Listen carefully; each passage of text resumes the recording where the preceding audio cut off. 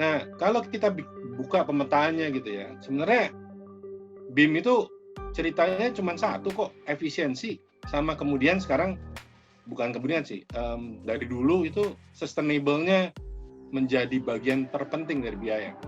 Nah, sebenarnya kalau yang tadi 3.000% kalau seluruh society sudah melakukan itu, maka diharapkan sustainable-nya itu tercapai gitu. Ini cita-cita di semua lini arsitek sebenarnya, sebagai personal atau sebagai grup ya. Nah, objeknya tentu kalau BIM ya udah human society. Ini yang selalu kita lupa. Kita selalu ingat bahwa BIM itu selalu dibilang kan building, Pak. Ya cuman building aja dong. Ngapain kita pusingin? Sebenarnya bukan. Jadi yang dilihat itu bukan buildingnya sebenarnya, tapi behind the buildingnya gitu loh. Impact terhadap society dan environment-nya itu yang seperti apa. Sebenarnya kalau ditanya arsitekturnya, karena kita adalah lingkungan binaan gitu ya, kalau di studi gitu ya, maka pasti punya impact dari yang ada menjadi tidak ada tuh pasti punya impact terhadap lingkungan. Nah, kalau dipetakan lagi gitu ya, motivatornya dari BIM itu sebenarnya ekonomi itu pasti, kehandalan bangunan, welfare, safety, healthy itu biasanya itu selalu.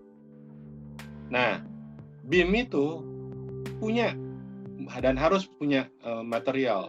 Nah, materialnya yang paling penting di BIM itu adalah information.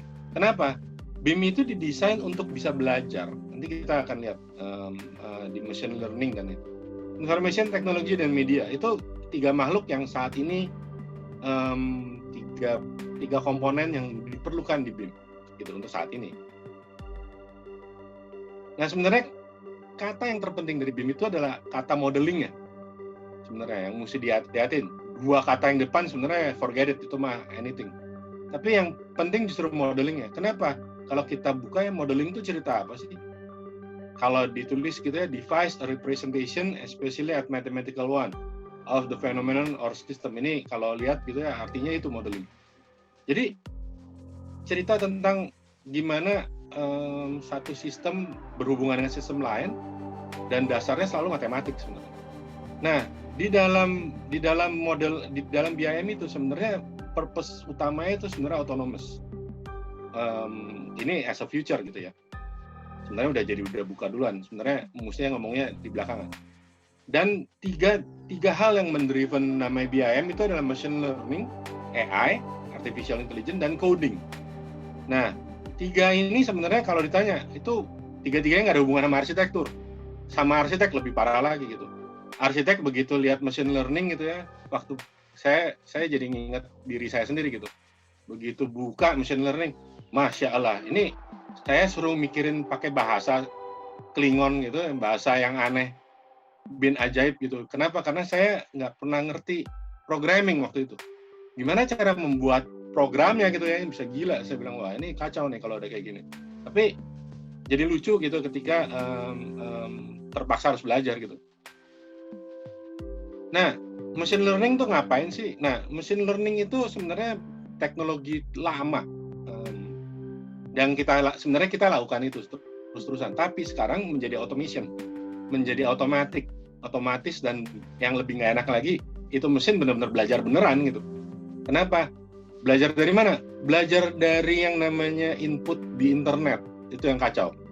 Bener. Jadi kalau dulu coding dan eksekusinya itu linear gitu ya. Jadi selalu cuman input, execute. Ini kalau belajar, saya mundur dikit, kalau kita studi computer programming itu ya namanya basic, tentunya gini, input, execution, exe gitu ya. Selalu linear gitu. Mereka nggak punya output balik. Nah, di dunia yang paling baru sekarang, itu dengan machine learning, maka kita itu mulai dari input, bahkan eksekusi, mereka build nama information library, ini yang gila. Information library ini dikumpulkan, dan sekarang ter-network udah lengkap. Jadi, believe it or not, dengan ada googling dan mau China punya hidup sendiri sistemnya, Jepang punya hidup sendiri sistemnya, Amerika punya sistemnya sendiri gitu ya, internetnya. Tapi kita itu hidup di dalam sebuah society yang jadi satu sebenarnya. Karena kenapa? Karena internet itu menyatukan kita semua gitu, barrier free dan time free sebenarnya. Nggak ada limit waktunya gitu ya.